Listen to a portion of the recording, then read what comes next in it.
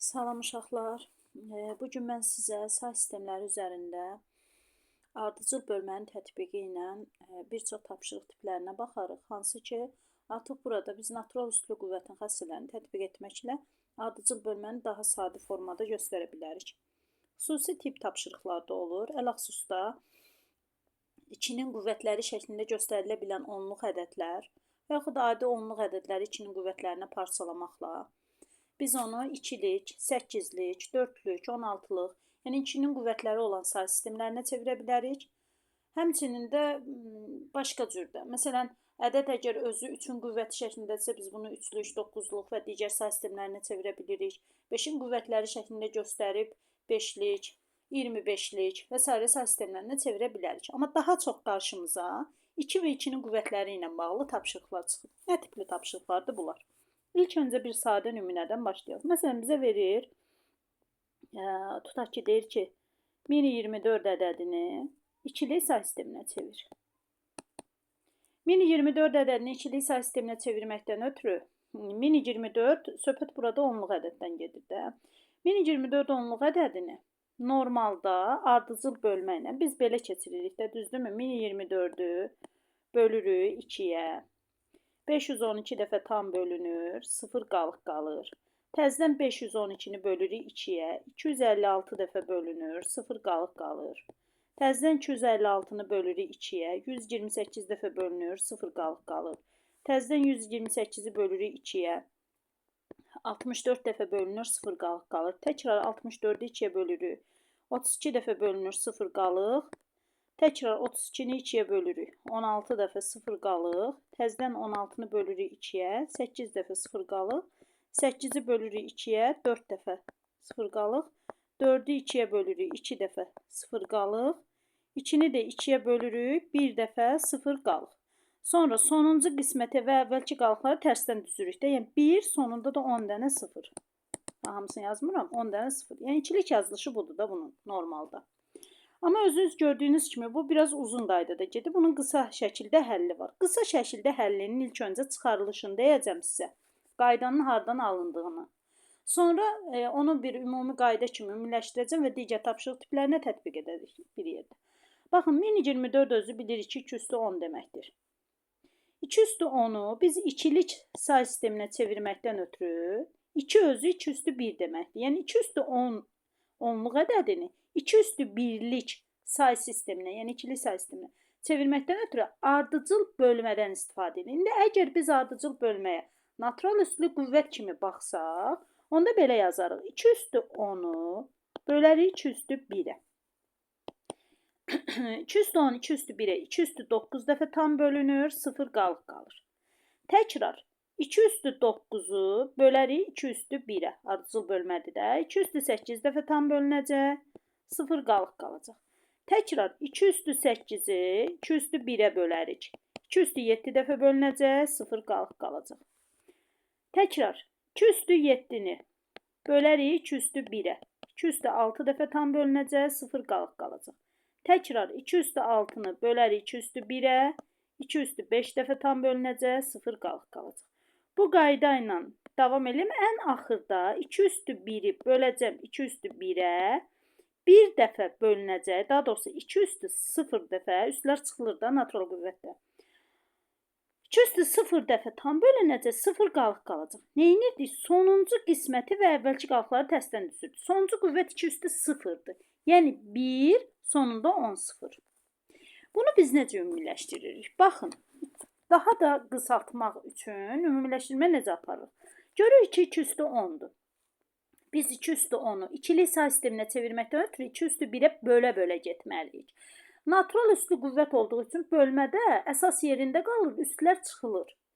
Üstlər çıxıldığı üçün biz 10-dan 1-i hər dəfə çıxa-çıxa gedirik. Baxın, 2 üstü 9, 2 üstü 8, 2 üstü 7, 2 üstü 6, 2 üstü 5, 1-i çıxa-çıxa gedirik. Onda mənə lazımdır ki, bu 10-un içərisində bir neçə dəfə var, neçə dəfə tam çıxmaq olar. 10 dəfə tam bölündüyü üçün, deməli 10 dəfə tam çıxmaq olar.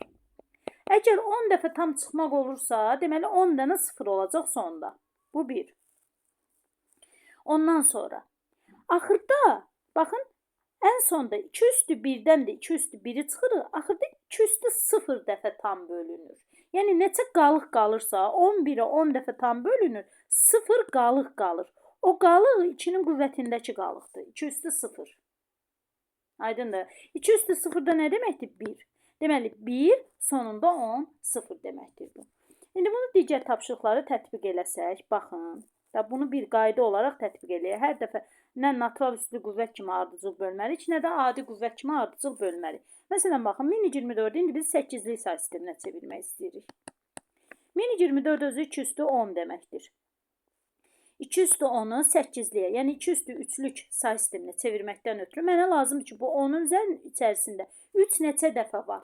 Neçə dəfə tam 3-ü çıxa bilərəm. Neçə dəfə sonunda 0 olacaq. Bunun üçün 10-u 3-ə bölürəm.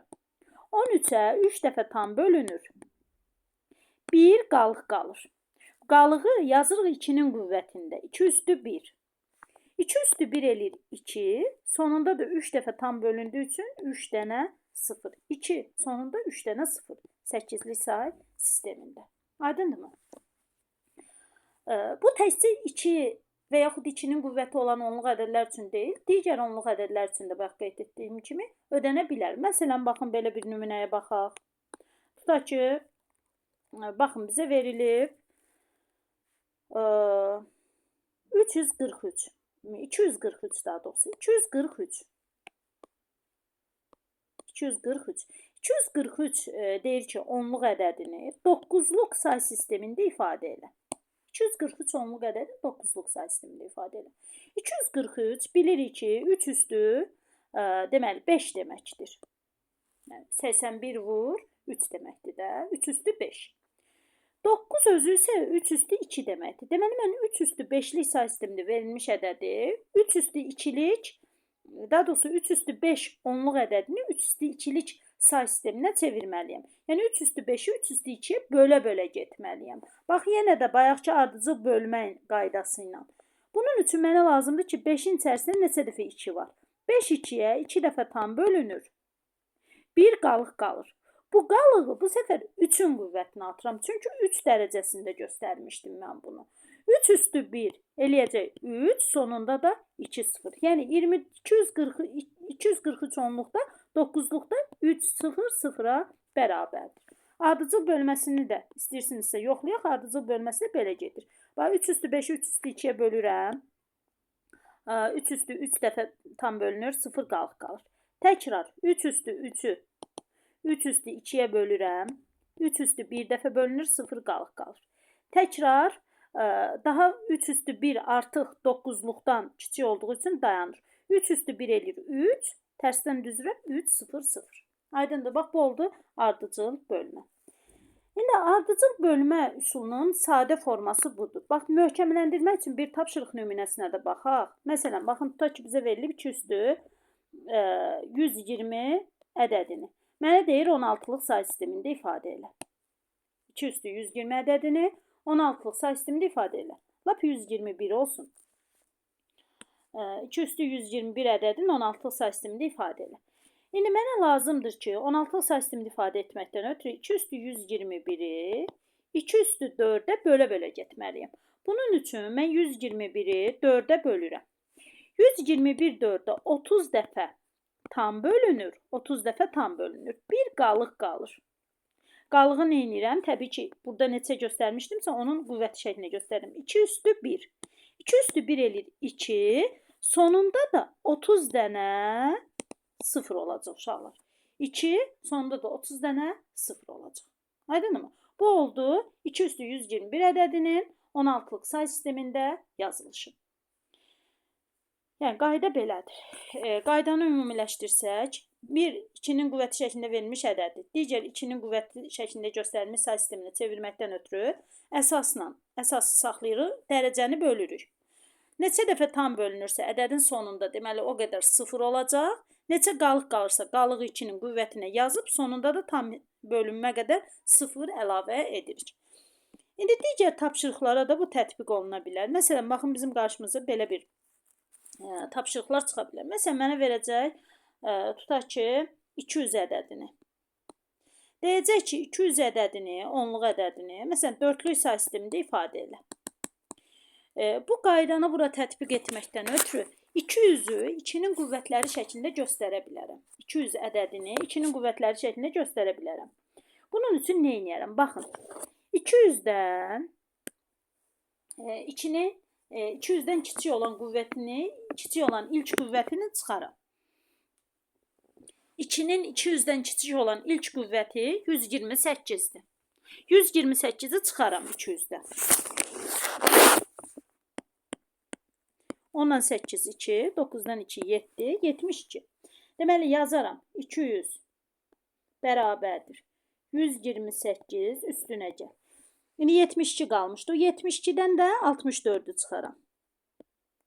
Qalacaq 8. Olacaq 64 plus 8. Yəni neynədim 200-ü? 2-nin qüvvətlərini cəmi şəklində göstərdim. 64 üstə 8 eləyir 72, 72 üstə də 128 eləyir 200. İndi daha sonra baxın 128 göstərim 2 üstü 7. Üzərinə gəlsin 64 özü 2 üstü 6. Üstünə gəl 8-də yazırıq 2 üstü 3 kimi. İndi bunu dörtlük say sisteminə çevirmək istəyirəm. Verilmiş cəmi dörtlük say sisteminə çevirməkdən ötürü cəmi hər bir toplananı ayrı-ayrılıqda dörtlük say sisteminə çevirib toplaya bilərik. Yəni istənilən bir dənə cəm həmin say sistemində neçədirsə, toplananlar da hər biri ayrı-ayrılıqda həmin say sistemində ifadə olunub sonra cəmlənə bilər. Yəni eyni nəticəyə gəlib çıxaracaq.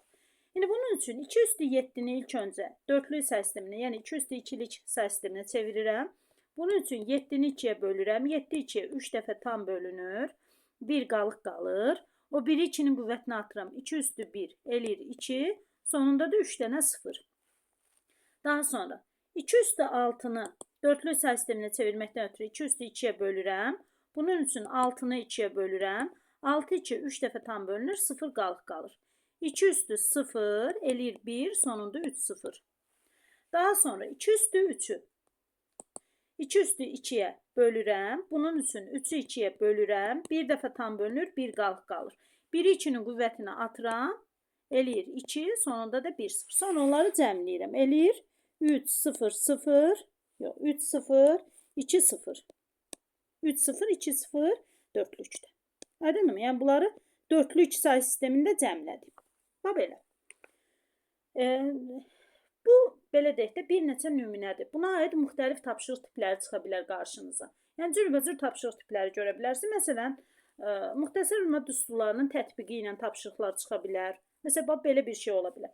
Verəcək bizə mini 25-in kvadratı ədədini deyəcək ki, çevir. Məsələn, 8-lik say sisteminə ya da 16-lıq say sisteminə deyir çevir. Ta ki, mənə deyir ki, bunu çevir 16-lıq say sisteminə. Mini 25-in kvadratı mənə ilk öncə nəyə xatırladı? Mini 24-ü xatırladır da. Onda mən mini 25-in kvadratını yazıram. Min 24 plus 1-in kvadratı kimi. Min 24 özü 2 üstü 10 deməkdir. Bu 2 üstü 10 plus 1-in kvadratı deməkdir. Onda müxtəsər ünvan düsturuna, yəni 2 ədədin cəminin kvadratı.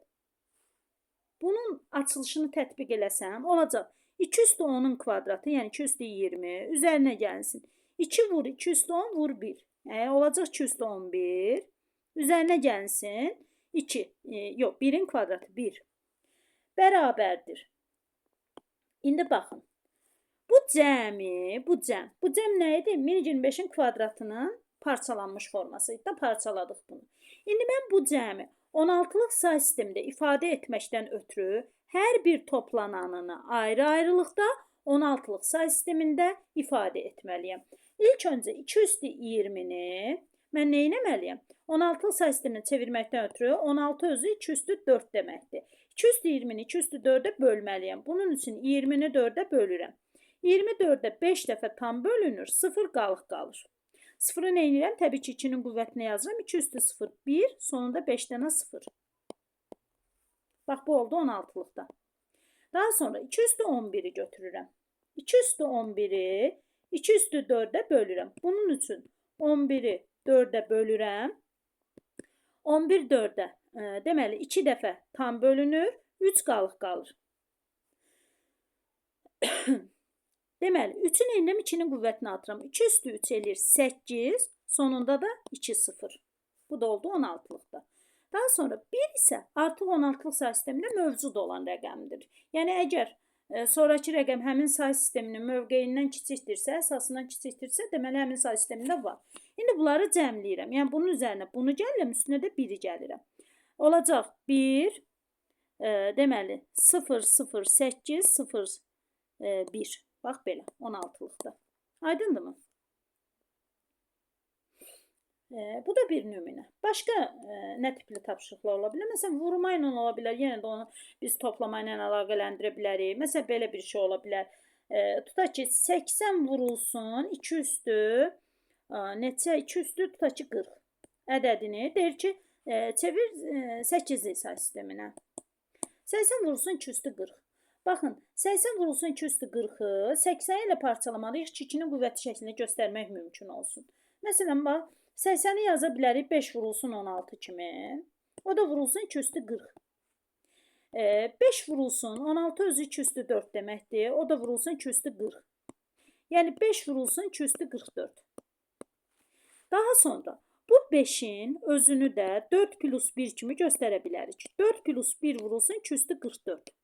Daha sonra bərabərdir. 4 özü 2 üstü 2 deməkdir. Üstünə gəl 1. Vurulsun 2 üstü 44. Paylama qanununun 2 üstü 44-ü mətərizənin içərisinə paylayırıq. Olacaq 2 üstü 46. Vurulanda üstlər toplanır. Üzərinə gəlsin 2 üstü 44. İndi nə etməliyim? İndi mən bunu 8-li say sistemində ifadə etməliyim. Bunun üçün hər bir toplananı, cəmdəki hər bir toplananı ayrı-ayrılıqda 8-li say sistemində ifadə edib, sonra 8-li işdə cəmləyərəm.